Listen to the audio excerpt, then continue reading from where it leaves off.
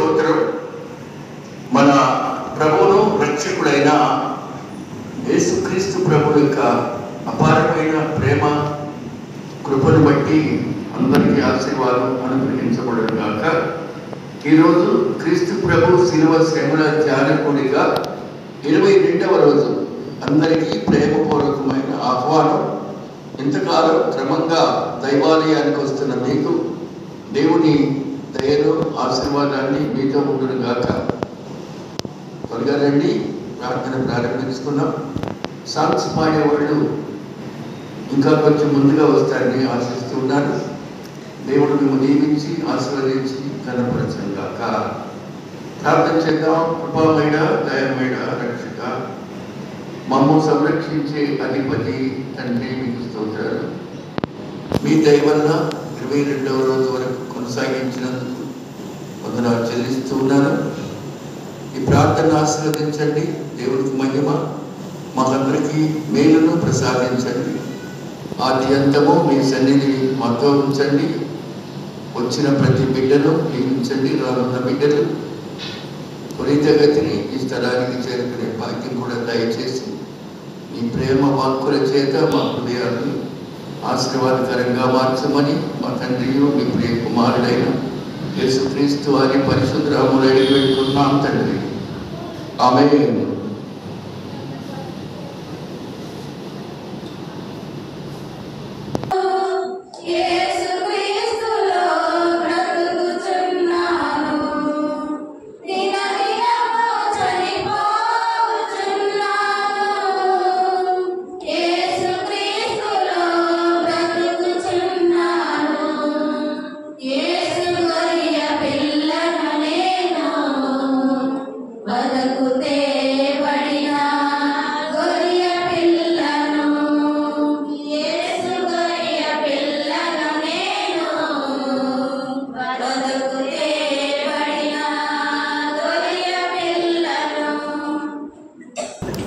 దేవుని పరిశుద్ధ నామానికి స్తోత్రం. మన ప్రభువును రక్షకుడైన యేసుక్రీస్తు వారి పరిశుద్ధ నామములో అందరికీ ప్రేమపూర్వకమైన ఆహ్వానం. ఈ సమయంలో దేవుని యొక్క పరిశుద్ధ వాక్యాన్ని మనం చదువుకుందాం. లూకాసు వార్త 21వ అధ్యాయం మొదటి 4 వచనాలు చదువుకుందాం. లూకాసు వార్త 21వ అధ్యాయం 4 వచనాలు. కానుక పెట్టెలో తమ కానుకలను వేయించున్నాను. ధనవంతులను ఆయన పార చూశాను.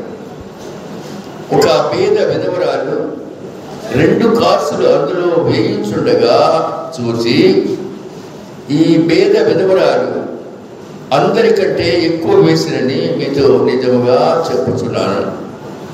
వారందరూ తమ కలిగిన సమృద్ధిలో నుండి కానుకలు వేసిరి, కానీ ఈమె తన లేమిలో నుండి తన కలిగిన జీవమంతా వేసినని వారితో చెప్పాను.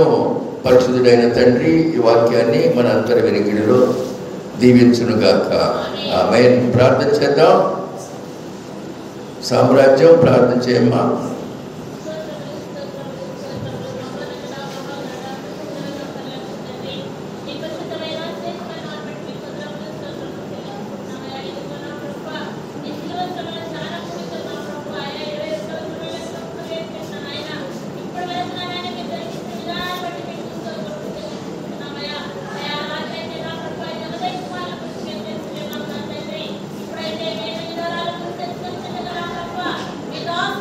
ఇప్పుడు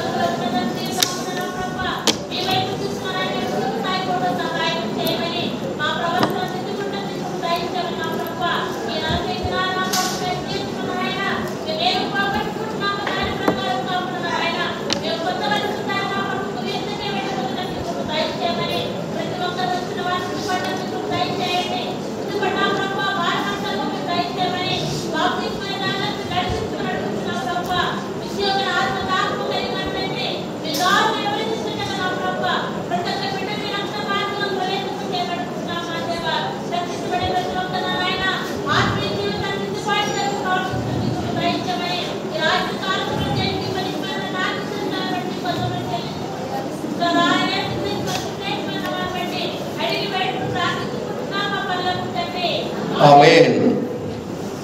ప్రియమైన దేవుని సంగమా, దేవుని బిడ్డలారా, యేసు ప్రభు వారు అన్నీ చూస్తున్నారు. మన నడక పడక ఆయన తెలుసు అన్నాడు కదా దావీదు. నేను కూర్చుండుట లేచుట అన్నీ నీకు తెలిసే ఉన్నవి కదండి. అలాగే మనం ఎటుపోతున్నామో తెలుసు ఆయనకి, ఏమి ఆలోచిస్తున్నామో తెలుసు, ఎలా బిహేవియర్ ఉందో, మన నడవడి ఎలా ఉందో ఆయనకు తెలుసు. ఏమీ తెలియదు అనుకోవద్దు. ఒకవేళ నువ్వు నీ పొరుగు వాడిని ఇబ్బంది పెట్టగలవేమో, కానీ ఆయన నిన్ను చూస్తాడు, నీ పొరుగు వాడిని చూస్తాడు. ఒకవేళ నువ్వు గొప్పగా ఊహించుకుంటావేమో, కానీ ఆయనకి అన్నీ తెలుసు. ఆయన సర్వాంతర్యామి కదా. అందుచేత ఇదిగో దేవాలయానికి కూడా వెళ్ళి అక్కడ కానుకను కూడా చూస్తున్నాడు. అది ఈ చదవబడిన గొప్ప సందర్భం. నీ కానుక ఎంతో కాదు, నువ్వు ఇచ్చే విధానం చూస్తాడండి. ఎంత ఇస్తున్నావు కాదు, నీ విధానం ఏంటి, అసలు ఎలా ఉంది నీ కానుక దేవుని సన్నిధిలో, అది కూడా చూస్తున్నాడు ఆయన. ఎందుకంటే మన జీవితంలో యేసయ్య మనల్ని చూడలేదు అని మనం భ్రమించడం చాలా చాలా తప్పు. ఆయన మన మాటలు వింటున్నాడు. మనం పుస్తకాలు చదువుకుంటామేమో, కానీ ఆయన నీ హృదయాన్ని చదువుతూ ఉంటాడు. God will read your heart. We just can read the books and paper, but the Almighty will read your heart. ఏ కుండ తనంత తాను నిర్మించబడలేదు. కుమ్మరి చేతుల్లో మట్టిగా ముద్దగా మలచబడి సారిపై పెట్టి కుండను నిర్మిస్తాడు. ఆ కుండకు యజమాని ఆయనే. అవునా కాదా? తనంతటి తాను అలా వచ్చేస్తా సృష్టిలో, దానికి ఒక యజమాని ఉన్నాడు. ఏ బిల్డింగ్ అయినా ఆటోమేటిక్గా అదే కట్టుకోదు, దాన్ని నిర్మించే ఒక మేస్త్రి ఉంటాడు. అవునా? అలాగే ఇంత చక్కని సృష్టి, మనిషి నిన్ను నన్ను కూడా సకలమైన వనరులతో, సకలమైన ఏర్పాట్లతో నిర్మితమైన ఈ సృష్టి కూడా తనంతట తాను నిర్మాణం కాలేదు. దీన్ని సృష్టించడానికి కూడా ఒక కర్త ఉన్నాడు. అది చేయాల్సిన విషయం.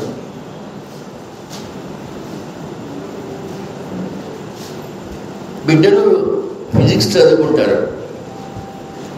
ఫిజిక్స్లో మంచి మాట ఉంది, no matter can be created or destroyed. No matter cannot be created or destroyed. కదండి, దానికి ఒక కర్త ఉన్నాడు. కుండ ఉంది అంటే కుమ్మరి ఉన్నట్టు, చక్కన భవనం ఉందంటే మేస్త్రి ఉన్నట్టు, సృష్టి ఉంది, అందులో నీవు నేను ఉన్నామంటే సృష్టికర్త ఉన్నాడు. Please mind it. ఇంకా చూసారా, కొలతలు కూడా చెప్తాను మీకు. భూమికి సూర్యునికి మధ్య దూరం కొంచెం ఎక్కువైతే భూమి మంచు గడ్డలాగా తయారైపోయింది. కొంచెం దగ్గరైతే భూమిలో మనం మలమల మాడిపోయేవాడు. ఎంతవరకు ఉంచాలో అది దేవుడికే తెలిసింది. అది సృష్టి. ఒకవేళ ఇప్పుడున్నటువంటి దూరం కంటే ఇంకా చాలా వేల కిలోమీటర్ల దూరంగా ఉంటే ఇక్కడ మనం గడ్డగట్టిపోయేవాళ్ళం. సూర్యకాంతి లేక, వేడి లేక, ఉష్ణము లేక. ఒకవేళ ఇప్పుడున్న దూరం కంటే ఇంకొంచెం కొన్ని వేల కిలోమీటర్ ముందుకు తెస్తే ఈ భూమి మీద ఒక ప్రాణి కూడా ఉండదు. ఇది సృష్టి. ఈ సృష్టిని ఒకసారి చూసి దేవుడు అంటే భయం కలగాలి మనందరం కూడా. ఇంత గొప్ప సృష్టిని చూసిన తర్వాత దేవుడు అంటే భయము కలగకపోదు ప్రతి ఒక్కరికి కూడా. అలాగే ప్రాణికోటి బతకడానికి, ఋతువులు ఏర్పాటు కావడానికి, ఎండాకాలం, వర్షాకాలం, చలికాలం, ఈ ఋతువులు ఏర్పడడానికి కూడా ఈ భూమండలం మీద సూర్యునికి భూమికి ఉన్న మధ్య దూరమే కారణం. కనుక ప్రియమైన బిడ్డలారా, ఇంకొక ఆలోచించదగిన విషయం ఏంటంటే, తగిన విషయం, మనం పుట్టినప్పటి నుంచి చూస్తున్నాం ఈ భూమి మీద నిర్విరామంగా నిరంతరము ప్రాణవాయువు ప్రసరిస్తూ ఉంది, మనం స్వీకరిస్తూ ఉన్నాం. ఒక్క 5 నిమిషాలు దేవుడు ప్రాణవాయువుని ఆపేసాడు అనుకోండి, 5 నిమిషాలు సమస్త జీవకోటి మరణిస్తారు. ప్రాణవాయువు లేదు కదా, కొయ్య బొమ్మల్లాగా చచ్చి పడిపోతాం. దేవుడు తన కృప కరుణ చేత జీవవాయువును ఊదగా నరుడు జీవాత్మాయును ఊదిన జీవవాయువు అంతటా ఆపేశాడండి. He is continuing the necessary oxygen to the individuals. ఒక 5 నిమిషాలు ప్రాణవాయువు ఆగిపోయింది అనుకుందాం, ఎవరు ఉండవు, ఇక అందరూ మరణిస్తాం కదండి. కాబట్టి ఆ గొప్ప దేవుడు నిన్ను చూస్తున్నాడు, నీ హృదయాన్ని పరిశీలిస్తున్నాడు, నీ మాటలు వింటున్నాడు, నీ తలంపులు ఆయనకి ఎరుకే. లోపలన్నీ ఆయనలో అన్నీ గుప్తమై ఉన్నాయి. బుద్ధి జ్ఞానముల సర్వ సంపదలు ఆయన యందే గుప్తమై ఉన్నవి.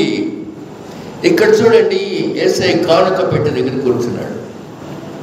కానుక పెట్టెలో కానుకలు వేయించిన ధనవంతులను పారచూసెను.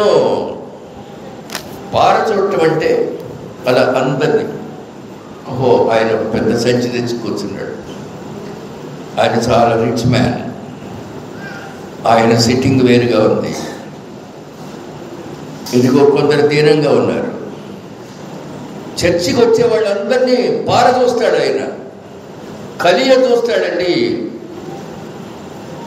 నిన్ను నన్ను ప్రతి ఒక్కరిని కూడా చూస్తున్నాడు. ఒక బీద విధవరాలు అందులో 2 కాసులు అందులో వేయించుండగా యేసయ్య చూస్తున్నాడు. బీద విధవరాలు, ఇక్కడ 2 మాటలు ఉన్నాయి, ఒకటి బీద, రెండవది విధవరాలు. ఈ రెండు కూడా సాంఘిక జీవితానికి ఇబ్బందికరమైన విషయాలు. బీదతనం, వైధవ్యం కూడా. అందులో ఒక బీద విధవరాలు 2 కాసులు అందులో వేయించుండగా చూసి యేసయ్య విట్నెస్ చేస్తున్నాడు కానుక పెట్టె వద్ద. ప్రియమైన దేవుని బిడ్డలారా, బీదతనం ఉంది ఆమెకి, వైధవ్యం ఉంది, ఇంటి యజమాని లేడు, సంపాదన కూడా లేదు. మరి ఆ దినాల్లో గుడ్ ఓల్డెన్ డేస్ విధవరాల్ని పొలం రానిచ్చేవాడు కాదు. నీ ముఖం చూడబుద్ధి కావట్లేదు, ఎల్లుమనేవాడు. ఇప్పటికీ అంతో ఇంతో జాడ్యం ఉండనే ఉంది. అందుకనే పాపం యజమాని కోల్పోయిన వాళ్ళు వాళ్ళే సర్దుకుంటుంటారు. చాలా నీచమైనటువంటి ఆలోచన ప్రపంచంలో ఉన్నటువంటి దురాచారం కూడా. దేవుడిచ్చాడు, దేవుడు తీసుకుని పోయాడు, అంతే కదా. విధవరాలు అవటం తప్ప, వైధవ్యాన్ని పొందడం తప్ప. కానీ పొలంలోకి రానివ్వరు, పనిలోకి రానివ్వరు ఆ కాలంలో. ఇప్పుడు కూడా కొద్దిగా గొప్ప ఉంది. అనువాగమా మొదటి నాటి నువ్వుగా దాకా తర్వాత ఏదో అనకపోరు. నువ్వేంటి హార్వెస్టింగ్ కంకులు కోస్తున్నావు, ఫస్ట్ నీ హ్యాండ్ ఎట్టి కొద్దిగా ఇంకోటి పోయడం, తర్వాత పోయి ఇక్కడో అక్కడో ఎక్కడో ఏదో విధంగా ఇలాంటి న్యూనత ఎదుర్కొంటున్నారు. అది వైద్యంలో ఉండేటువంటి కష్టం. ఇక బీదతనంలో ఉన్న కష్టం వర్ణనాతీతం కదా. బీద, పూర్, ఈ రెండు కలిగి ఉన్నటువంటి ఈ స్త్రీమూర్తి 2 కాసులు వేయటం చూశాడండి. ఈమె ఆ 2 కాసులు ఎలా వేసి ఉండొచ్చండి? విధేయతతో ఆ 2 కాసులు ఇలా పట్టుకొని వచ్చి ఉండొచ్చు. సంచయితే ఇలా పట్టుకుంటాడు,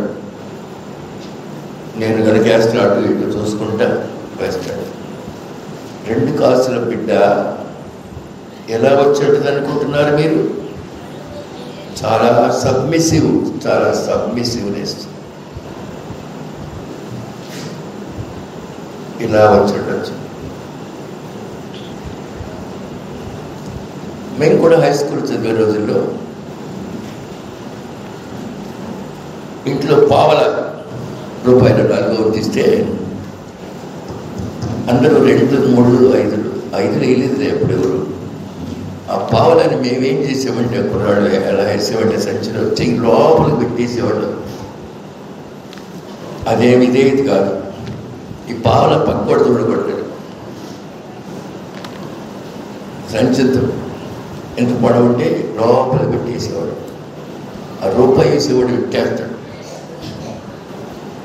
చూడాలని చాలా కానుకలు అలాగే ఉంటాయి. చూడాలనే కానుకలే ఉంటాయి. హృదయపూర్తిగా ఇచ్చే కానుకలు తక్కువగా ఉంటాయండి. ఈ బీద విధవరాలు, ఈ స్త్రీమూర్తి కూడా, ఈమె విశ్వాసి, చర్చికి వెళ్తుంది. బీదతనం చర్చికి వెళ్ళడానికి అడ్డు రాలేదు.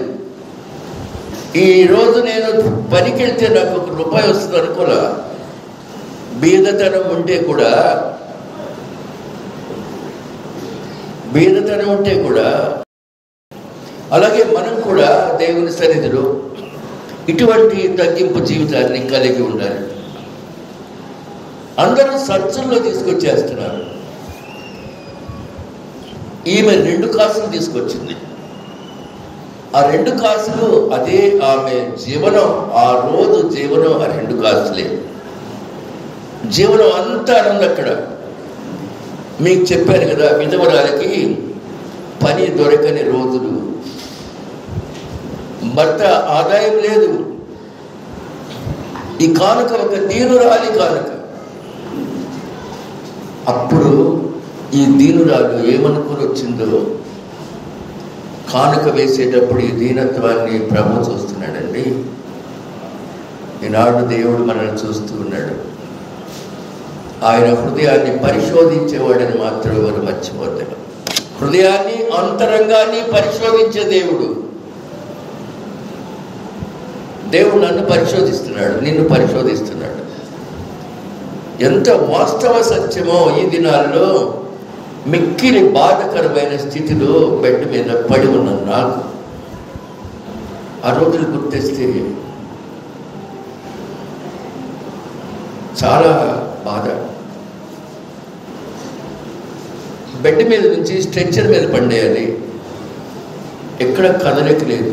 అన్ని సెలైన్, ఆక్సిజన్ అన్నీ ఉంటాయి. ఆపరేషన్ థియేటర్కి వెళ్ళడానికి బెడ్ మీద పైకి లేపి స్ట్రెచ్చర్ మీద పట్టుకోవడం. నర్సెస్ కుర్రపిల్లలు మంచం మీద బెడ్ మీద ఇటొకళ్ళు ఇటిద్దరు ఎక్కేవాడు పైన. ఇప్పటికీ నవ్వు వస్తుంది. అందులో ఒక అమ్మాయి ఉండేది, రేపల్లి అమ్మాయి అంట, చిన్న అమ్మాయి, యంగ్. నడుకించి ఏసయ్యా అనేవాడు. డాక్టర్లు అందరూ ఉంటే కూడా పెద్దగా ఏసయ్యా అందరితో పాటు. అందరేమో అనుకుంటుంటే ఏమేమో దేవుని స్తుతిస్తూ అలా లేపి స్ట్రెచ్చర్ మీద వేసి. అంటే ప్రార్థన ఎక్కడికి పోదు. ప్రార్థన ఎక్కడున్నా ఎక్కడికి డాక్టర్స్ వెనక్కి తిరిగి నవ్వుకుంటూ ఉండేవాళ్ళు. అందరూ హిందూస్ కదా. ఈ అమ్మాయికి ఏం భయం? ప్రభు బిడ్డ పిల్ల. సరేనండి, ఇదిగో ఈమె కూడా నా దగ్గర 2 కాసులే ఉన్నాయి అనేటువంటి ఆ బ్యాడ్ ఫీలింగ్ ఆమెలో లేదు. 10 దినాలు లేవు, భర్త ఆదాయం లేదు. ఇప్పుడు ఈమెకు దేవుడిచ్చిన బహుమానం ఉన్నతమైన స్థితి. అక్కడ గమనించండి, ఈ బీద విధవరాలు అందరికంటే ఎక్కువ వేసిరని మీతో నిజముగా చెప్పుచున్నాను. యేసు ప్రభు దగ్గర నుంచి అప్రిషియేషన్ పొందటం సామాన్యమండి. ఈ బీద విధవరాలు మీ అందరికంటే ఎక్కువ వేసిరని మీతో నిజముగా చెప్పుచున్నాను. ఎట్లా అవుతాయి 2 కాసులు ఎక్కువగా? ఎందుకంటే తనకున్నదంతా వేసేసింది. అందులో తనకు కలిగిన సమృద్ధి నుండి వారందరూ వాళ్ళకున్న సమృద్ధిలో ఒక భాగాన్ని తెచ్చారు. కానీ ఈమె తన లేమిలో తనకు కలిగిన జీవనమంతా, ఆల్ దట్ షీ హ్యాడ్, తన జీవనమంతా వేసింది. యేసయ్య చెప్తున్నాడండి, పబ్లిక్గా చెప్పేస్తున్నాడు, మీతో నిజంగా చెప్తున్నాను అని. ఆమె ప్రభు దృష్టిలో ఉన్నత స్థానాన్ని సంపాదించుకుంది. మరి ఎందుకు మనం ఉన్నత స్థితిలోకి వెళ్ళలేకపోతున్నాం? కానుక సంగతి కాదండి, మన సంగతి ఏంటి? మనం ఎందుకు ఉన్నత స్థితిలోకి వెళ్ళలేకపోతున్నాం? ప్రియమైన యువకులారా, యువతులారా, మీతో మాట్లాడాలనుకుంటున్నాను. మీరు ఉన్నత స్థితికి పోవాలంటే ఇదిగో నేను 2 నిమిషాలు చెప్పేది వినండి. మన ఎల్డర్స్కి, ఎస్పెషల్లీ మన పేరెంట్స్కి మనం ఎలాంటి ప్రేమ కనపరుస్తూ ఉన్నాం? ఒక్కసారి మీ అమ్మ నాన్న గురించి ఆలోచించండి. మా నాన్న మంచి బట్టలు వేసుకొని ఎల్లడైంది. ఎప్పుడైనా అనుకున్న వాళ్ళ నాన్న గురించి? మా నాన్న మంచి బట్టలు వేసుకుని ఎన్నాళ్ళయింది? మీ నాన్న దగ్గర కూర్చో, పక్కన కూర్చో, కాసేపు సెల్ ఫోన్ అవతల పడేయి. నాన్న నీ బట్టలు ఇలా ఉన్నాయేంటి అను తండ్రినాడు. నీ కన్న తండ్రి కదా, ప్రేమతో మాట్లాడు. 10,000 రూపాయలు పెట్టి మంచి బట్టలు తీసుకొచ్చి అప్పుడు అంటాడు, నాకెందుకు లేరా ఇవన్నీ, కానీ వేసుకోవాలి ఆశ, వేసుకోలేని నిస్సహాయత, వేసుకోవాలి ఆశ. నాకెందుకురా అంటాడే కానీ ఆశ ఉంది. సంతోషపడతాడు, అప్పుడు సంబరపడతాడు. నాకు ఇంత మంచి బట్టలు ఇచ్చేవారు ఉన్నారా, నాకు ఇంత మంచి బట్టలు ఇచ్చే నా కొడుకు, కూతురు, కోడలు ఉన్నారా? మురిసిపోతాడు. వాళ్ళు కొనుక్కోరు. డబ్బులు ఉంటే వాళ్ళు చేసే పని కొడుకు కొంటారు, లేకపోతే కూతురు కొంటారు. దానికి తోడు ఇంకా తయారవుతారు మనవలు మనవరాడు, వాళ్ళకు కొంటారు. కానీ తను మాత్రం ఆ చిరిగిపోయిన షర్ట్ దాని మీద ఎవరికి కనపడకుండా కండ వేసేస్తాడు. డబ్బులుంటే ఆయన తన బిడ్డల కొరకు, తన గ్రాండ్ చిల్డ్రన్ కొరకు ఖర్చు పెడతాడు. ప్రియమైన దేవుని బిడ్డలారా, యువకులు ఎలా ఉండాలో చెప్తున్నాను. రోజు కొంచెంసేపు వాళ్ళ తల్లి పక్కన, తండ్రి పక్కన కూర్చోండి. అమ్మ చేయి తీసుకో, ఆ చేతి వేళ్ళిలా ఇలా అంటామండి ఒక్కరోజైనా. ఎందుకంటే ప్రతి చోట పెయిన్స్ ఉంటాయి ఆఫ్టర్ 60 and 70 ఎక్కువ మందికి. ఎప్పుడైనా అమ్మ వేళ్ళు, నాన్న వేళ్ళు పట్టుకొని ఇలా మసాజ్ చేయగలిగేవండి. హౌ డు యూ డూ, ఎలా ఉన్నావు అని 2 సెకండ్ కాదండి. పుట్టించిన తల్లిని, తండ్రిని పక్కన కూర్చొని ఇట్లా ఇట్లా వాళ్ళు ఎంత హాయిగా ఫీల్ అవుతారో తెలుసా? కూతురు అయితే, అమ్మ ఈరోజు నీ తలకు నేను నూనె పెట్టి తల దువ్వి నీకు జడ వేస్తాను, బాటిల్ తీసుకుని దగ్గరికి కూతురు అయితే ఆ రుసరుసలు అన్నీ పక్కన పడే అసలు వద్దు అసలు. అలాగే నాన్న నీ తలకు నూనె పెట్టి దువ్వుతాను తండ్రి దగ్గర కుమార్తెగా. ఎంత పరవశిస్తాడండి, ఎంత ఆనందిస్తాడు. ఇవన్నీ చేయకుండా నేను ఉన్నతుడిని కాలేదు అనుకుంటున్నావు, భ్రమలో పడుతున్నావు. ప్రియ బిడ్డలారా, అప్పుడప్పుడు పడుకుంటే కాళ్ళు నొక్కండి, కాళ్ళ మీద అలా చెయ్యండి, తప్పలేదుగా. నీకు జన్మనిచ్చిన వారు కదా వాళ్ళు. బేషన్లో నీళ్లు తీసుకొచ్చి నాన్న మంచం మీద కూర్చుంటే నాన్న కాళ్ళు ఇందులో పెట్టాను, నువ్వు పరాయుడిగా చేస్తుంది. శుభ్రంగా ఆయన పాదాలన్నీ కడుగు. యేసయ్య అంతటి వాడు శిష్యుల పాదాలు కడిగాడు అని చదువుకుంటున్నావే కానీ నీవు నీ తండ్రి పాదాలు కడిగేవా? నీకోసం పగలనక రాత్రనక రేయింపగళ్ళు పొలాల వెంట తిరుగుతూ పగుడిచ్చిన కాళ్ళతో తిరిగే తండ్రి నీకు జ్ఞాపకం ఉన్నాడా? మై డియర్ యంగ్ చిల్డ్రన్, నాన్నకు మీరిచ్చే ప్రేమ ఇంకెప్పుడు ఇస్తారండి? టైం పాస్ అయిపోతా ఉంది కదా. కాసేపు నీళ్ళలో నానబెట్టి ఒక నెయిల్ కట్టర్ తెచ్చి ఆ గోల్డెన్ని కట్ చేసి ఆయన చేసుకోలేరు కదా. ఉన్నాయి, ఎదురు దెబ్బ తగిలిందా ఉన్నాయి అనుకుంటానే ఉంటాడు. కాలికి ఎదురు రాయి పొడుచుకున్న దాకా కూడా ఏం చేయలేడు ఆయన, వంగలేడు కదా. మరి నువ్వు చేస్తున్నావా? ఎప్పుడైనా వాళ్ళ కేర్ తీసుకుంటున్నావా? ఉన్నత స్థితి ఇంకా ఎప్పుడు కలుగుద్ది నీకు దేవుని వద్దనండి?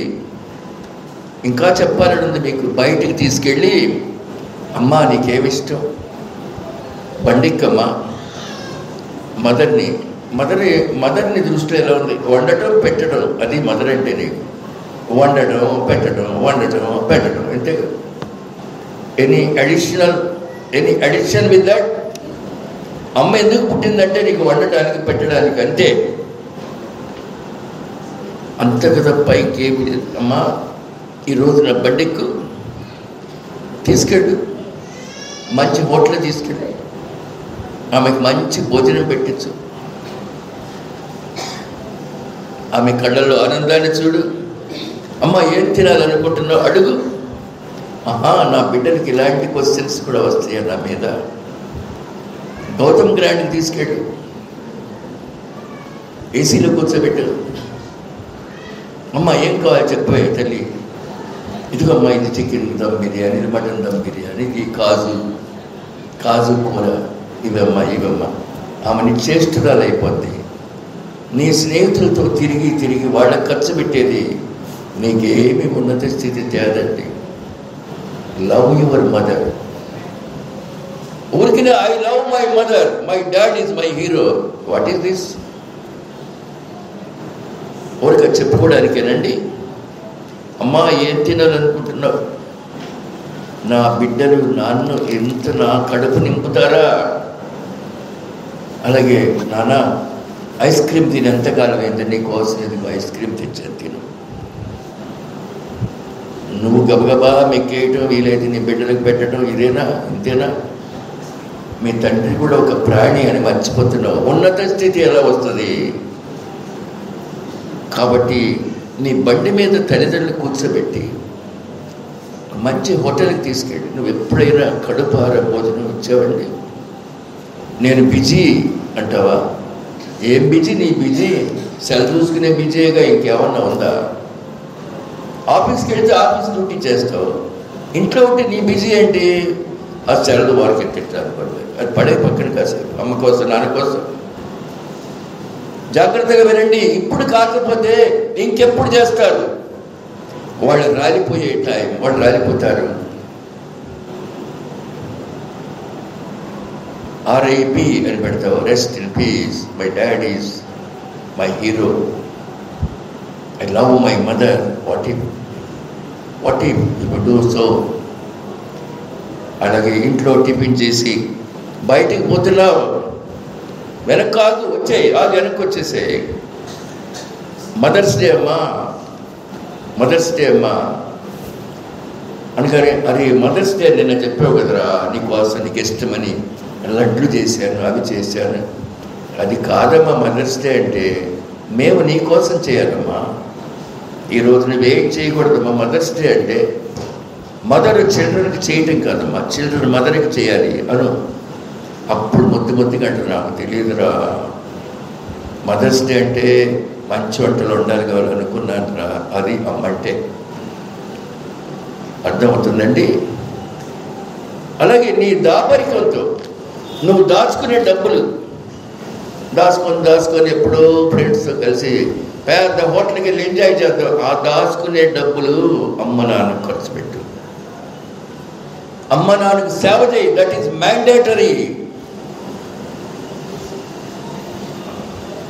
మ్యాండేటరీ. మ్యాండేటరీ అంటే చేయవలసిన అతి ప్రాముఖ్యమైన పని. బైబిల్ చెప్తుందంటే నిర్గమకాండం 20వ అధ్యాయం 12వ వచనం, నిర్గమ 20:12,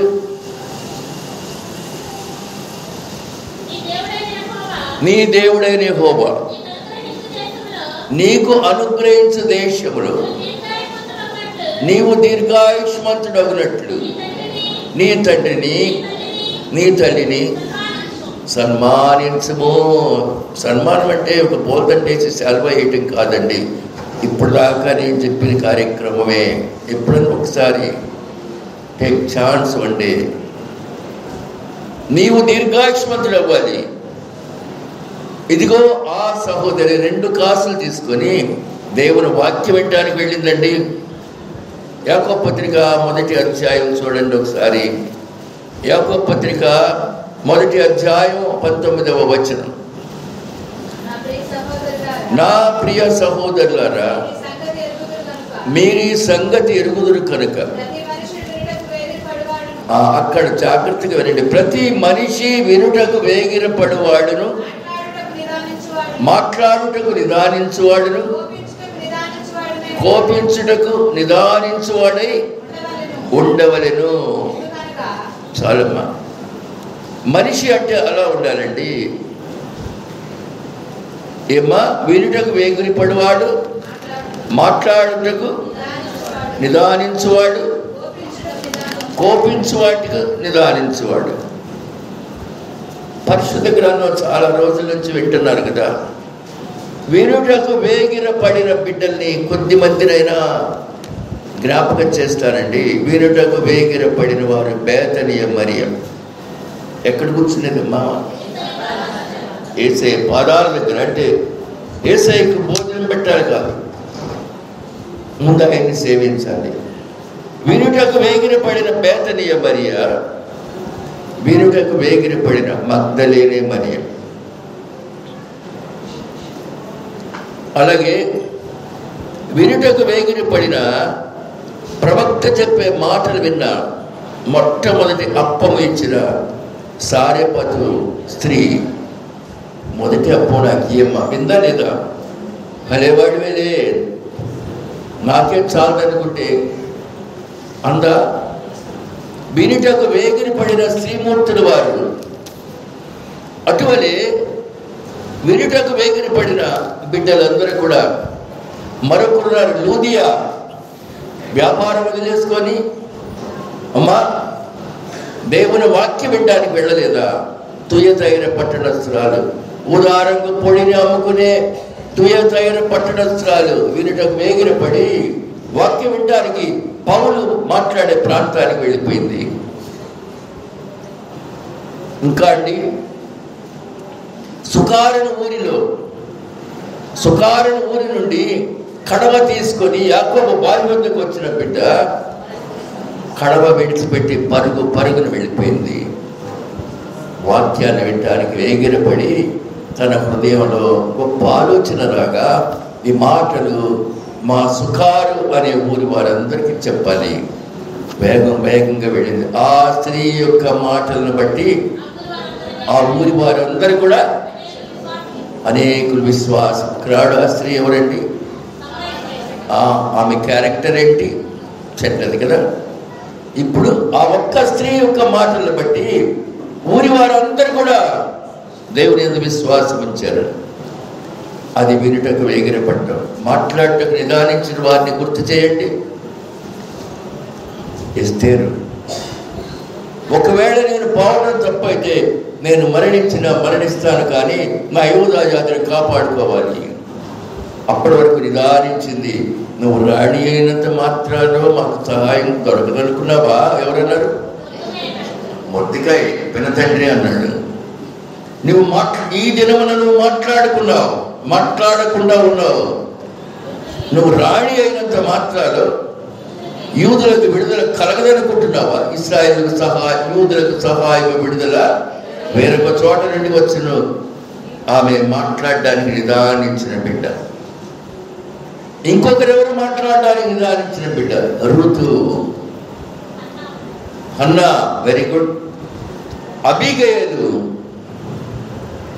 నీ దాసురాలైన నేను ఎంత సబ్మిసివ్నెస్ అండి. అలాగే కోపించులకు నిదానించిన వాళ్ళు రాళ్ళు పెట్టి కొడుతుంటే యేసు ప్రభువా ఈ దోషం వారి మీద మోపకు. స్టీఫెన్ కోపించులకు నిదానించిన వాడు. న్యాయ దండం తన చేతిలో ఉంది. పిలాతు హ్యాంగ్ హిమ్ అనలేదు, పిలాతే అనలేదు హ్యాంగ్ హిమ్ అని ఆలోచనలు పడ్డాడు. కోపించడానికి నిదానించినాడు. అరిమత యోసేపు చాలా ధనవంతుడు, కోపించడానికి నిదానించినాడు. సిలువలో రెండవ దొంగ కోపించడానికి నిదానించినాడు. నీవు దేవుని కుమారుడు అయితే మమ్మల్ని రక్షించు మొదటివాడు అన్నాడు. వాడు రెండో వాడు అలా అనలేదు కదా, కోపం లేకుండా నిదానించినాడు. మరి మనం ఏం చేద్దాం? యాకోబు పత్రిక 1వ అధ్యాయం 21వ వచనం. యాకోబు పత్రిక. అందుచేత సమస్త కల్మషమును విర్రవీగుచున్న దుష్టత్వాన్ని మాని లోపల నాటబడి మీ ఆత్మను రక్షించుటకు శక్తిగల వాక్యాన్ని సాత్వికతతో అంగీకరించండి. మనం ఏం చేయాలండి? మొట్టమొదటి ఏం చేయాలి? 21వ వచనం స్టార్టింగ్ ఏంటండి? సమస్త కల్మషాన్ని విడిచిపెట్టండి, విర్రవీగుచున్న దుష్టత్వాన్ని మానుకోండి. అది మనం చేయాల్సిన ముందు అది చేయాలండి. దుష్టత్వాన్ని మానుకోవాలి. మరి ఎలాంటివి చేయాలి చూడండి. లోపల నాటబడి మీ ఆత్మను రక్షించడానికి శక్తిగల వాక్యాన్ని సాత్వికంతో అంగీకరించండి. శక్తి కలిగిన వాక్య ప్రకారం ప్రవర్తించండి. మిమ్మల్ని మీరు మోసపుచ్చుకోకుండా వాక్య ప్రకారము ప్రవర్తించువారై ఉండండి. ప్రవర్తించబడివాడైతే అద్దంలో తన ముఖమును చూసుకొని మనుషుని పోలి ఉన్నాడు. అద్దంలో చూసుకున్నంత వరకు బాగుంటాం మనం కదండి. హృదయం అనే అద్దం దేవుడు చూసినప్పుడు అందులో అన్ని మచ్చలు మాయలు కనిపిస్తూ ఉంటాయి. కాబట్టి ప్రియమైన సంగమా, వినుటకు వేగిరపడండి, మాట్లాడటకు నిదానించండి, ఇంకా కోపించుటకు నిదానించండి. అది దేవుడు మనకిచ్చేటటువంటి. ద్వితీయోపదేశ కాండం 32వ అధ్యాయం 1వ వచనం చూసి ఈ పరిచర్య ఈ రోజుకి ముగిస్తాను. ద్వితీయోపదేశ కాండం 32వ అధ్యాయం 1వ వచనం కదమ్మా, చదువు. ఆకాశ మండలమా, చూడండి, ఒక చోటేమో భూమి చెవియొగ్గుము, ఇక్కడేమో ఆకాశ మండలమా చెవియొగ్గుము, నేను మాట్లాడతాను. భూమండలమా నా నోటి మాట వినుము, నా ఉపదేశము వానవలే కురియను. చూసారండి, దేవుని ఉపదేశం వానవలే కురుస్తుందండి. నా వాక్యం మంచు వలె, లేత గడ్డి మీద పడు చినుకు వలె, పచ్చిక మీద కురియ వర్షం వలె ఉండును. నేను యెహోవా నామమును ప్రకటించదను, మా దేవుని మహాత్మ్యమును కొనియాడుచున్నాను. అంతవరకు కాపండి. అలా చేయకుండా ఏం చేస్తున్నాం? 5వ వచనం చదువుమా. వారు తమ్ము చెరుపుకొనిరి, ఆయన పుత్రుడు కారు, మూర్ఖత గల వక్ర వంశము. చాలమ్మా, చాలు. ప్రియమైన సహోదరి సహోదరులారా, దేవుని చిత్తం ఏంటో తెలుసండి. 32వ అధ్యాయం 7వ వచనంలో మనల్ని అడగమని చెప్తున్నాడు. చూడండి, అందరు చూడండి బైబిల్. పూర్వదినములను జ్ఞాపకం చేసుకొనుము, తరతరముల సంవత్సరములు తలంచుకొనుము, నీ తండ్రిని అడుగు. నాన్న, మనం మొదటి నుంచి ఇంత రిచ్గా ఉన్నామా? నీ తండ్రిని అడుగు. నాన్న, మొదటి నుంచి ఇలాగే మనం చాలా రిచ్చా, ఇలాగే ఉన్నామా? నీ తండ్రిని అడుగు, అతడు నీకు తెలుపును.